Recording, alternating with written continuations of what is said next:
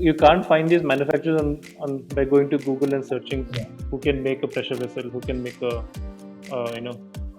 oil and gas refinery Yeah. component. So this is an uncatalogued market, and we are creating that catalog from scratch. So today, when we onboard suppliers, we collect 250 data points per supplier. Starting from who they are, what machines they have made before, who are their customers, and this is fundamentally a catalog that does not exist. And sometimes it's very simple. Like a supplier has worked only in oil and gas for their entire life, but they have no idea that the same machines they have can also service renewable energy demand or can service thermal power demand. Same thing we see in auto versus aerospace. Supply is fairly fungible, but because these people come from that one industry mindset, they have never explored industries outside. Whereas we have no concept of that at all. We're very industry agnostic. We just look at what is the product that needs to be made, what are the manufacturing steps that are involved, and then we find out who amongst our suppliers have those capabilities. Today, I have with me Amrit Acharya, co-founder and CEO Zetwork. Amrit, welcome to the podcast. Thanks so much for having me, Siddharth. Amrit would love to know from you in layman's language what is Zetwork and how does it operate. Yeah, I mean, Zetwork fundamentally is a contract manufacturing company. We work with mid to large companies who have products they want to make, and we start the partnership with them at the design stage when that product design is there on a piece of paper or some software. And what we have built over the last 3 years is that infrastructure that can convert that digital design into a physical product. We do this largely through a asset light marketplace model where we partner with lots of small manufacturers on the supply side. The role we play is three things. One is matchmaking with the right small manufacturer. We solve for pricing since these are custom products, there is no inventory. And lastly, we solve for fulfillment, which is mostly logistics, shipping the product from supplier to buyer. And we give the buyer complete visibility from day zero to day whatever, 60, 90. Manufacturing takes time on what is the real time status of their order at any given point in time. Amrit, if possible, if you could share some ballpark metrics, like what would be the revenue of Zetwork today and how has it grown over the last 3 years and the number of suppliers, manufacturers you work with. Yeah.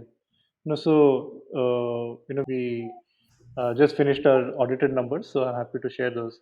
So last year we did in the year 2020 we did close to 900 crores of revenue. The prior year we had done close to 300 crores of revenue. So the business grew almost 3x in the pandemic year. Today, on the customer side, we work with close to 500 odd customers.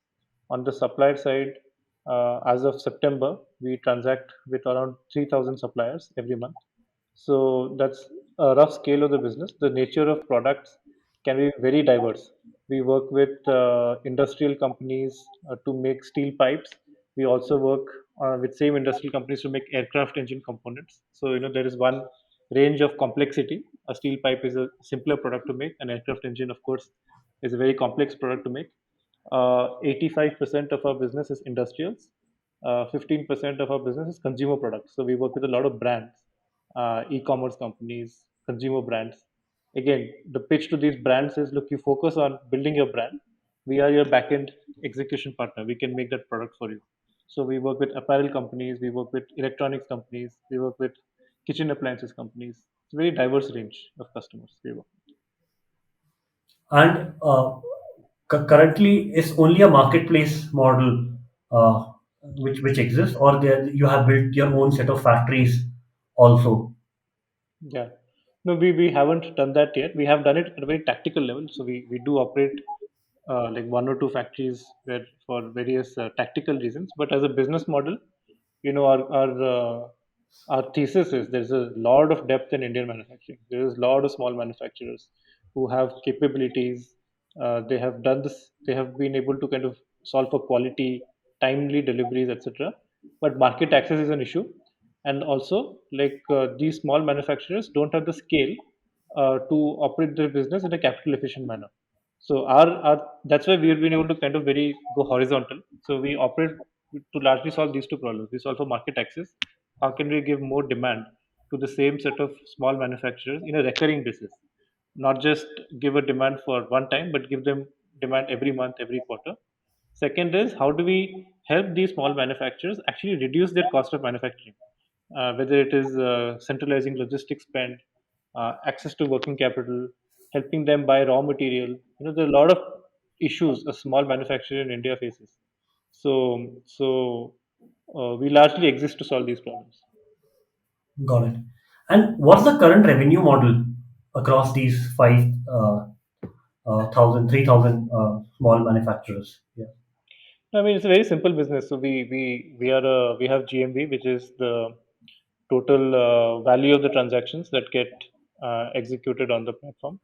We have certain take rates, which is the delta between cost of manufacturing and what customers pay, and then we have our costs to service that model. So it's a very simple business model. There's nothing complex. We are adding more and more layers to some of these things, but at a high level, we operate in a very like any other marketplace business. So for example, for roughly every 100 rupees spent on manufacturing, Zetwork would earn between 10 to 25 rupees on every 100 rupees order. Yeah, somewhere in that range. So and then we have uh, our costs below, and 2 months back we announced that we are EBITDA positive as well. So we started generating cash from the business, which of course we will keep on reinvesting back into the business. Awesome. And currently, you said like in 2021 March, you closed 900 crores of yearly revenues, which is huge. That means you must have done like almost $500 million of GMV. Yeah, no, in our case, GMV is equal to revenue, just to Okay. clarify, because the way we operate the business is we to the customer we are that's why we call ourselves a managed marketplace. So Yeah, to the customer, we are their point of contact. We are their master supplier, so to speak. We in turn operate a marketplace internally. So where we distribute an order to 5 suppliers, 6 suppliers, sometimes 10 suppliers. So, but we don't expose the customer to that necessarily, got it. because the customer cares about getting the product on time, getting the product delivered with the highest set of quality, and some of these things we were not able to influence as a pure marketplace, because as a pure marketplace you just connect demand and supply and you move away. But what we discovered was there's a lot of depth to what needs to be solved on the supply side, and hence operating a pure marketplace, you will be able to do it, but it will just take a long time. And if you want to, and the full stack approach is what we realized was the need of the hour, and that's where we pivoted our business from a pure marketplace business to like a more managed marketplace model, and hence in our case GMV is equal to revenue. Got it. And when did this pivot happen from a pure marketplace to managed marketplace? Yeah, it happened post our Series A actually. So in terms of our journey, we started the company 3 years ago in May 2018. Our origins were actually back then was a software company. We wanted to build software to help large companies manage their supply chains better for a custom manufacturing point of view. We uh, raised our seed round of capital with that thesis that look, there is a big void in this part of the market, and we built our product also, and then we went back to our customers who had kind of guided us that this is what they needed, and what we realized was the kind of brick wall of enterprise sales cycle. Like there is these all the people we're talking to were the operations people. They loved our product, but the moment we had to convert that excitement to a sale, they said, "Look, you have to talk to my IT." And for a lot of these companies, like companies like GE, etc., their ITs are based out of Singapore or Switzerland. Like they're not based out of India. They didn't take software decisions in India, and that's when we realized that look, it's going to take a massive amount of time to drive that digital transformation for a lot of these companies, and but at the same time all of these people were asking us, can I use your software to discover new suppliers? And that's where we were lucky that we kind of listened well to what our customers were saying. We made our first pivot just after we raised our seed to a marketplace business, And then the marketplace business scaled really well. We were able to introduce lots of new suppliers for demand, and for a while it looked like it was working really well. And we also raised our Series A with that kind of mindset, that the business had scaled from 1 crore a month to like 10 crores a month in barely 6 months. So, but we realized that post our Series A is when we realized that while we were taking a lot of orders, execution was the issue, and the reputational risk was coming on to us. Our customers were telling us, you've given us a bad supplier, and there was nothing we could do. And we said, look, sorry, we'll make it up next time. And that's when we realized that to actually make a big dent, you have to go deeper on the supplier side. And that's when we made our second pivot from a pure marketplace to a more managed marketplace model, which is what we do today. But how do you ensure that, let's say, if you're getting an order fulfilled from five different manufacturers, right? The quality is the same. What are the technology that you use today that make sure that Yeah, the the end customer of yours, which is the enterprise, feel that is the same homogeneous quality? yeah. No, it's very important question, and it's actually the heart of our business. So there are two things we solve for. We solve for time and we solve for quality. Now, quality is important, but time is actually a bigger problem. Like what happens in manufacturing is you get an estimate, and your estimates are off by almost 2x 3x.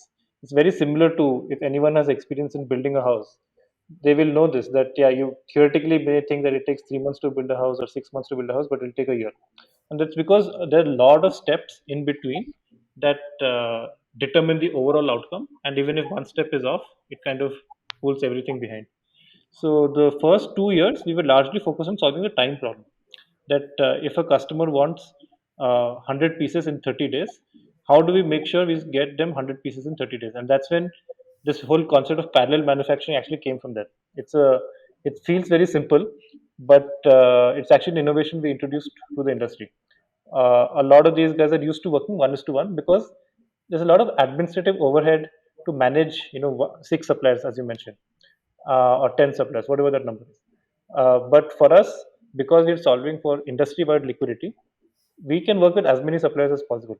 And working with six suppliers, 10 suppliers actually de-risked time by 6x, 10x, because one out of six may fail, but very rarely six out of six will fail. So a lot of the technology we built was how do we run thousands of factories in a distributed way, unified by software. So that was the first set of tools we built. Now, over a period of time, today our on-time deliveries are like significantly higher than any individual supplier or the industry, and that's why we get a lot of customer love. Over a period of time, we started solving for quality as well. Now, what happens is in this parallel manufacturing model, quality is also de-risked structurally, because again, one out of six may have quality issues, but very rarely will all of them have if you underwrite the supplier well. And in manufacturing, at least, quality is very black and white. They will say that I want a pipe of so and so diameter painted blue. So it's not left to interpretation, which is what can happen in some more traditional industries. So, but today we have a lot of transaction history. We rate every transaction on time and quality. We have a lot of apps for people, project managers, to inspect for quality. We have the most common issues which come up for different types of products, and it's a very highly targeted check on what are the things that can go wrong, basis what has historically gone wrong. So the business gets better over time, because as we get more and more transactions, we use that to inform the operational interventions that we need to solve for as a company. And currently, you are serving in India and have started exploring other markets. How's your customer distribution looks like?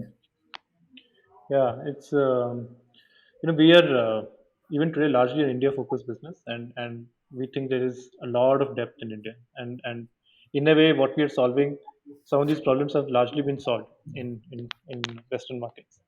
But that being said, what happened last year, especially during COVID, we started getting a lot of inbound from uh, customers outside of India, largely US. They were hit by two big things at the same time. One was, of course, disruptions due to COVID. Second was this whole trade war going on between like US and China, where the cost of manufacturing overnight have shot up to by 30%. And we capitalize on that opportunity. Today, almost 20% of our revenue comes from international markets, largely US focused, where um, the demand is coming from those countries, supply is largely India. So this is real GDP addition that we are driving. These are customers who have never bought from India before. They have always wanted to explore India, but they struggle to work with a single small manufacturer because the size of the average manufacturer in India is lower than the average manufacturer in China or US or wherever. So you have to work with a lot of them, which if you think in India is painful, just imagine a US customer having to work with 10 manufacturers in India. So they were waiting for a company like us in a way. And second is there's also cultural context. Like everyone does not speak English in India, and some of these things are again intermediary like us solves for that.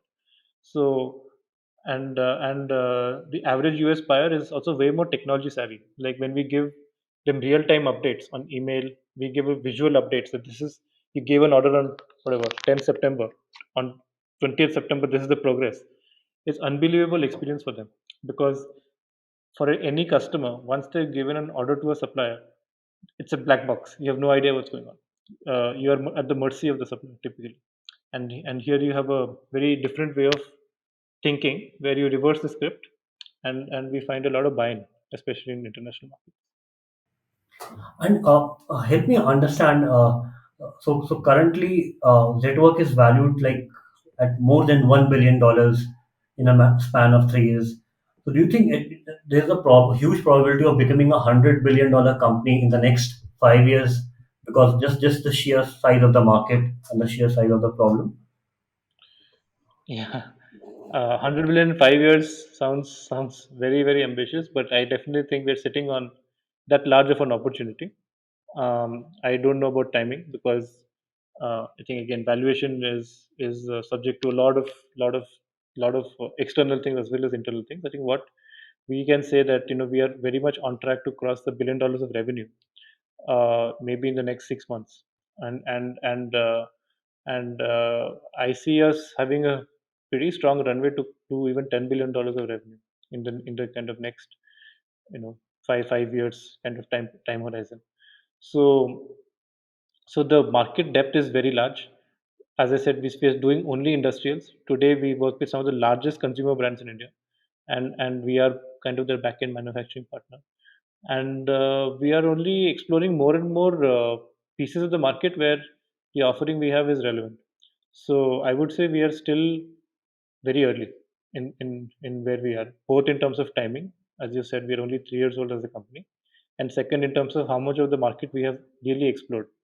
So, we are in this for the long run. Valuation aside, I think we really enjoy what we do. So, so I think there's a huge potential ahead, broadly, and we are in the what we call the golden age of Indian manufacturing. And those manufacturers who get their industrial parts for manufacturing supplied by you for, let's say, assembling a factory, that's mostly a one-time use case unless and until they are building new factories. So how does repeat user work for you? Yeah, I mean, so it's a very important, very interesting question. So you're right. Like bulk of what we do is what we call one-off purchase. Structurally, the same product that same customer may not need, or the same customer may need the same product in a different geography.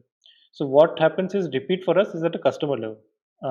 For the same product in the same geography, that combination, that repeat is unlikely because, as you said, somebody's built a factory, but that same company may be building a factory in a different geography, or if not a building a factory, there is some part of the machine which has worn down and they need replacement. So there is always that mix of demand. In fact, if you look at the last 10 years of India, there's been very little new infrastructure has come up. Most of what we do is some form of replacement of something that is already broken, or they want to upgrade, to meet the latest pollution norms or some regulatory driven trend. And that will continue to be the baseline demand for which we operate. Anything new, is all incremental demand, which is what is changed in the last 1 year, especially.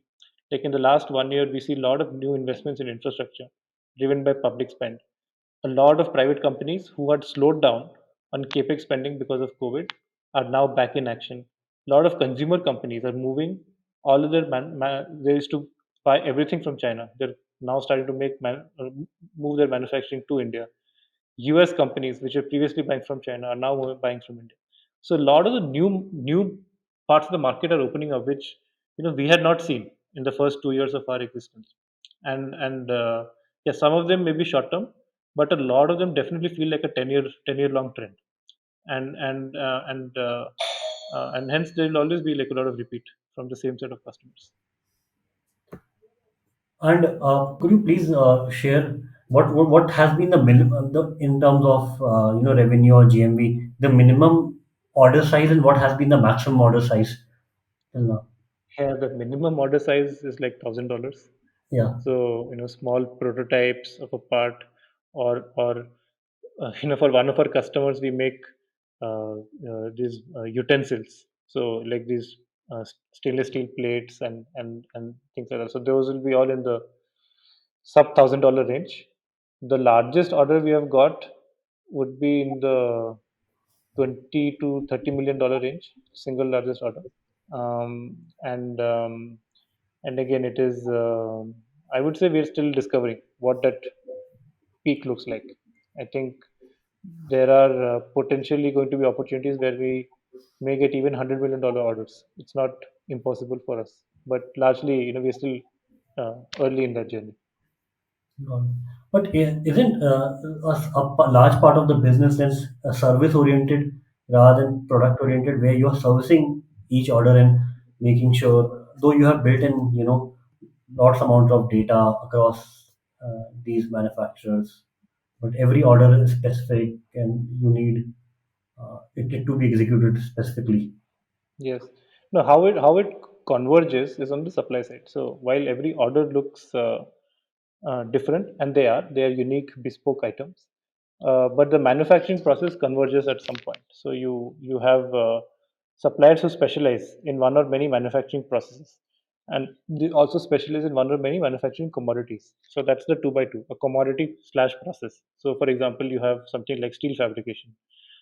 Within steel, you also do machining, castings, forgings, and within this, supply is fairly fungible. Like steel fabricators, you know, of course, you have to look at each business uniquely, but beyond a point, they're somewhat fungible. Similarly, you have aluminum die castings.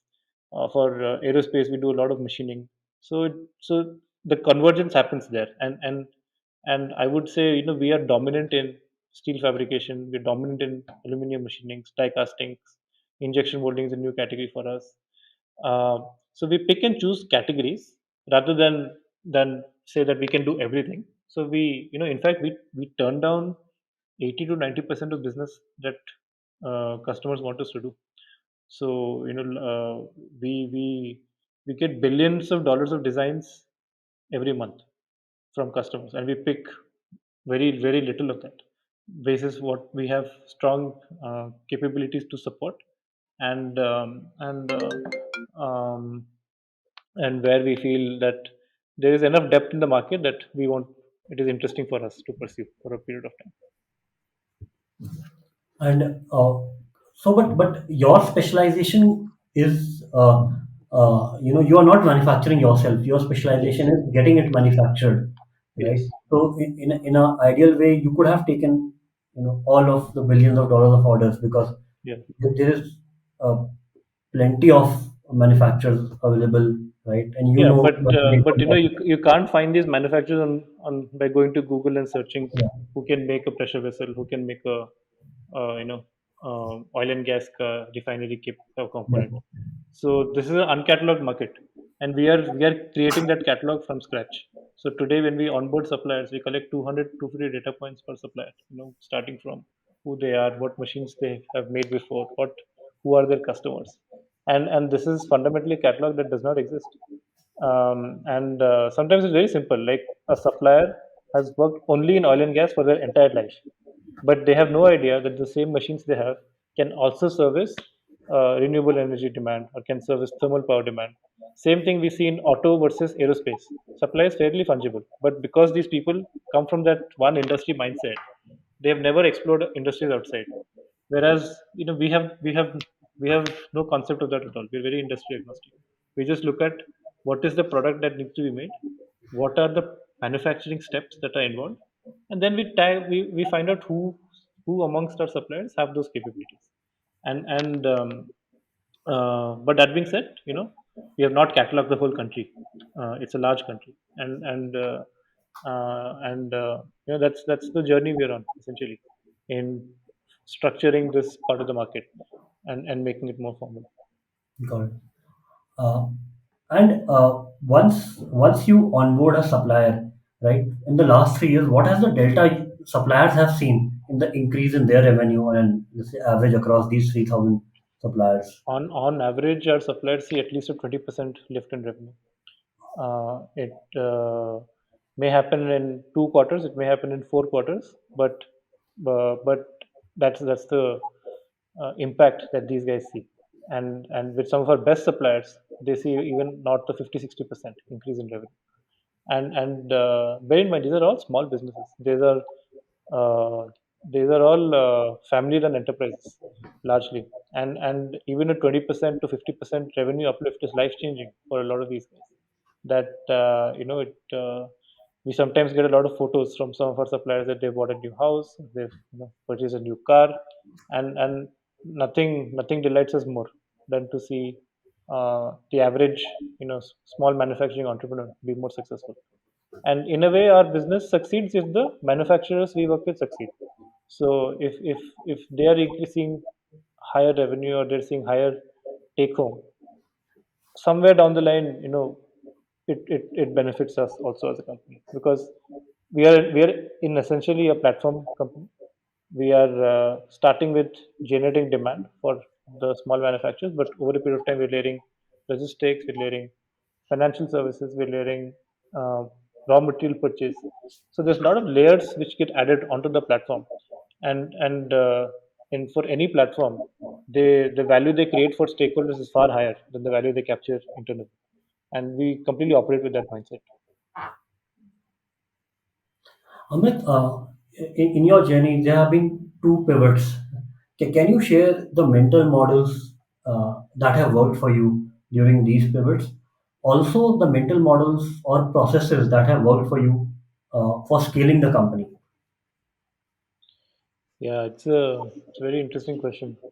I'll take the first one. So in terms of how we were when we started the business, we were of course very wide-eyed optimists, and we really felt that there's a big piece of software that is missing in this industry, and this is something which I had personally experienced also. Basis my first job at ITC. But what we realized quickly was, the sales cycles will be long, and that's where three things are very important, which some of this is hindsight, but some of this also was real time learning.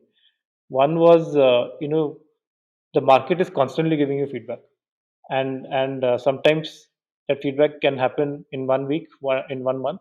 Sometimes that feedback can take 6 months. And what we realized was that in an enterprise sales model, the feedback would come in 6 to 12 months, and we were not prepared as an org to have such long feedback cycles at that point in time. The But the market was giving a more nuanced feedback that, look, while software is great, I also need help with transactions, and that's when we picked up on that thread and we made our first pivot. I think the other thing to think about some of these things is founder market fit. Like, we all talk about product market fit, which is extremely important, and as a seed stage company, the only optimization should be on product market fit. But it is also important to think about founder market fit.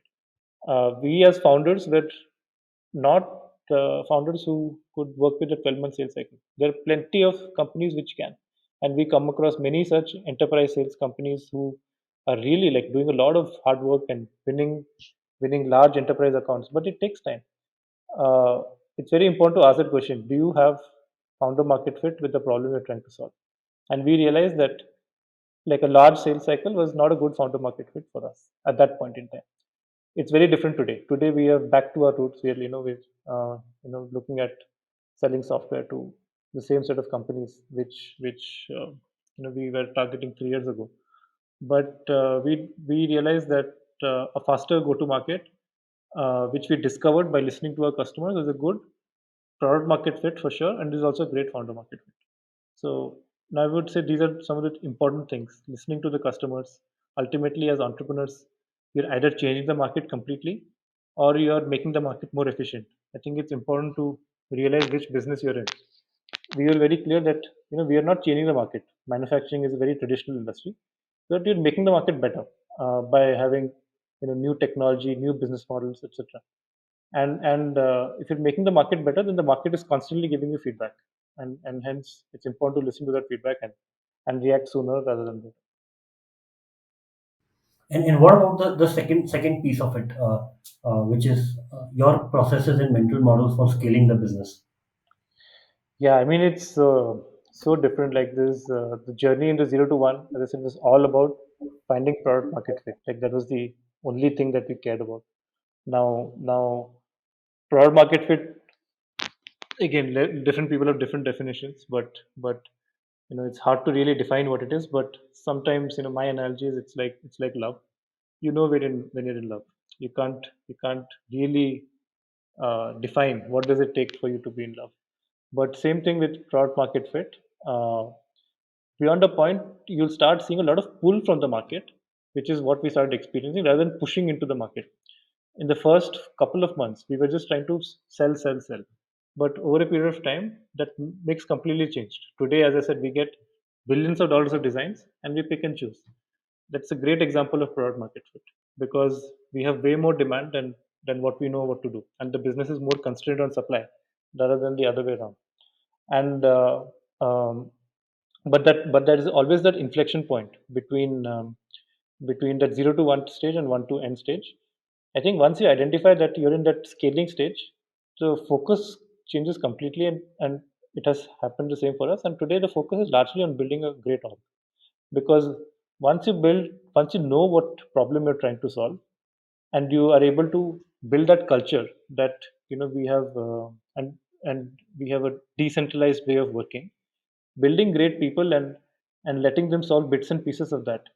I think that has been the single minded focus for us, and you need a different set of folks who can do 0 to 1, and a different set of folks who can do 1 to n. So scaling has largely been on building a great org, building a culture where everyone is aligned, because today we are 500 people, and it's very impossible for us to monitor what each person is doing. But are we aligned at the top that broadly we're trying to solve this problem? And how has that percolated to every level in the organization? I spend a lot of time making sure that we do regular communications, whether it's in the form of town halls, newsletters. I do one-on-ones with 100 people in the company, and it just helps to make sure that everyone is deeply aligned on the specific problem that we're trying to solve, and often that takes care of um, the scaling part. And what are some processes beyond people that have worked for you? Because you come from a consulting background, and consulting is all about processes. Were you able to get some of your McKinsey hat Yeah. in your I'm a, entrepreneurial role? I'm a very atypical McKinsey consultant. So and that was also my realization pretty early, that I didn't see myself being a long-term consultant, which is why I left pretty much after 15 to 18 months. But that being said, McKinsey is a great organization. I think where some of the so process orientation starts happening when you have data. Till you don't have data, it becomes very theoretical. One process can be better than the other. So one of our values is think data, think process, and this is something we instilled after close to 1.5 2 years of the business, because for the first 1.5 2 years there was zero data. The business, uh, first of all, the market did not have much data, and we were building software for was generating data from the business for the first time. So again, all of these are priorities. In the first 1.5 years, we were not focused on process much. The way we solved for process was through people, by getting great people. But over the last 1.5 years, the business is generating tons and tons of data. It's generating so many insights.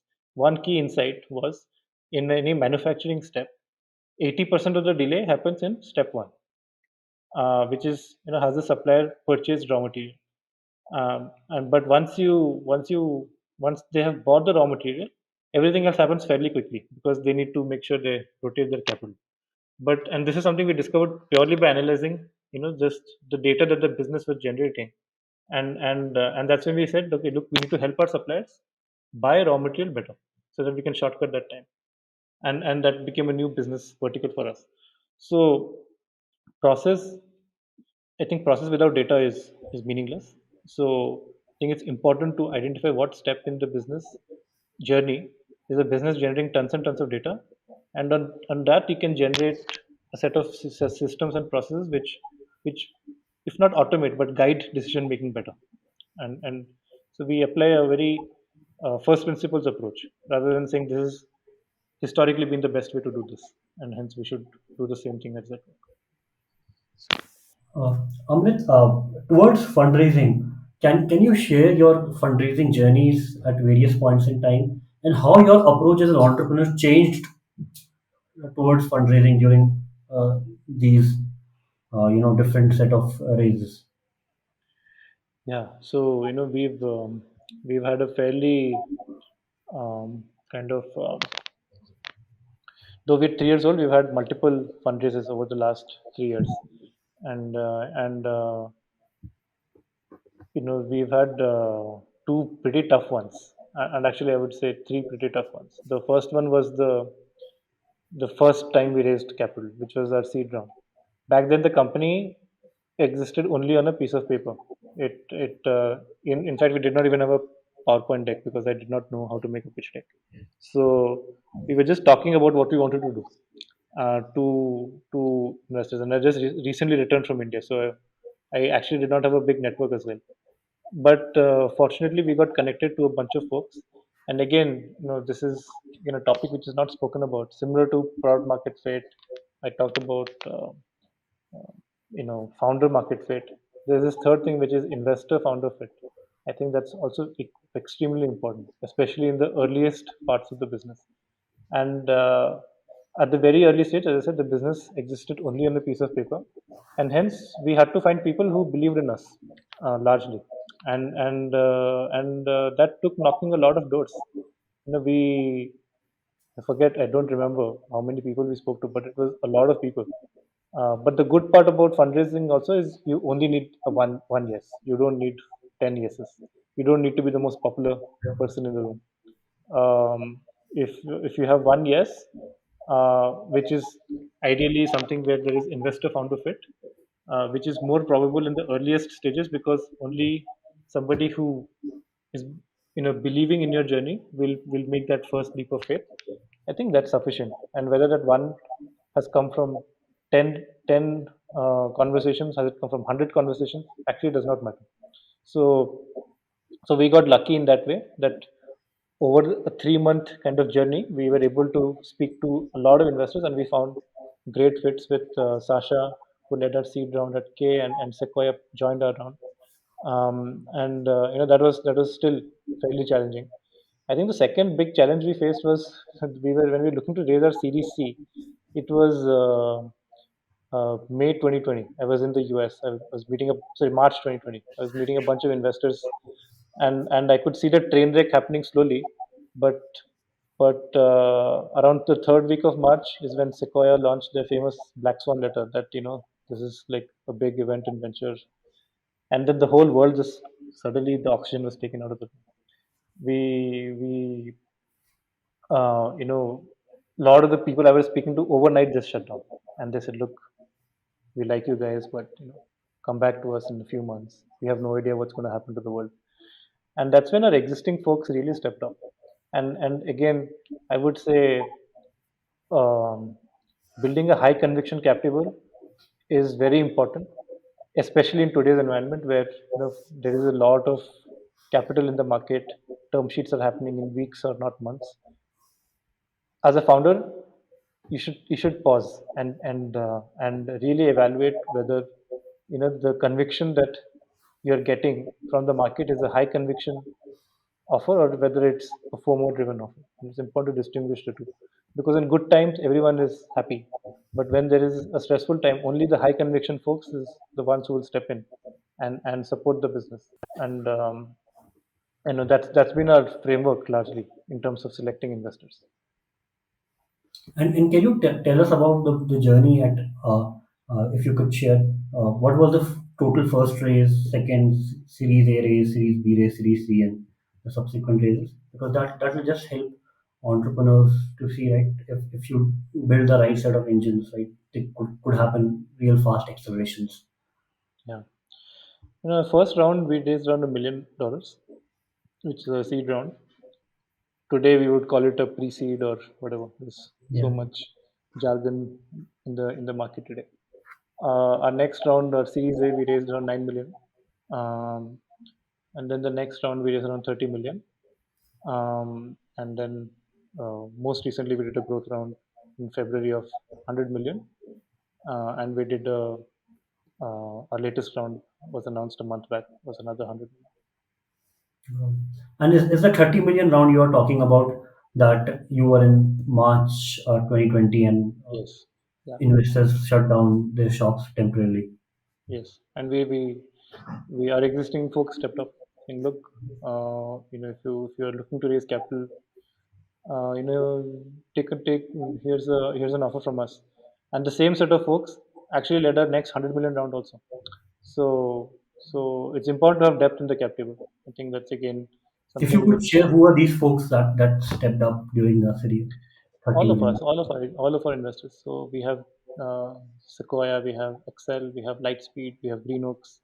The all of them supported the company when it was uh, it was not the easiest decision for I'm sure for them also. And since when the company starts growing so fast, right? This is a question which entrepreneurs don't think early of, but every investor wants to exercise their pro rata, right? And they are legally bound to do so. How do you, as an entrepreneur, step in and say, hey, I would request that you don't step in or you sell off even your part of your stake because I want to have folks come in. Yeah, I mean it's a very interesting question. So we have taken a very different view. So if we have had opportunities where our insiders want to lead a round, we have let our insiders raise a round. Like the February round I was speaking about was led by Greenox and Lightspeed US. We had a lot of external term sheets, but I think it's the highest quality signal if your existing investors are doubling down or tripling down on the same company. When the typical venture model is to have distribution across investments, and if there are folks on your cap table who want to concentrate, I think as entrepreneurs we should allow them to. Uh, of course, you should continue to broad base your cap table, but if there is a scenario where your existing folks want to double down, triple down, I think that's a great sign for the business because nobody understands your business as well as the existing investors, and so we take the opposite view. If somebody wants to do their pro rata, we will fight for those guys to exercise their pro rata versus asking them not to do so, and we construct rounds accordingly. Thank you so much, Amit. It's been a wonderful conversation with you. Thank you so much for sharing your experience of building network, your tons of knowledge which you learned through the last 3 years of journey, and what other entrepreneurs could learn from the journey and implement in their own. It's been a fantastic conversation. Thank you so much for having me.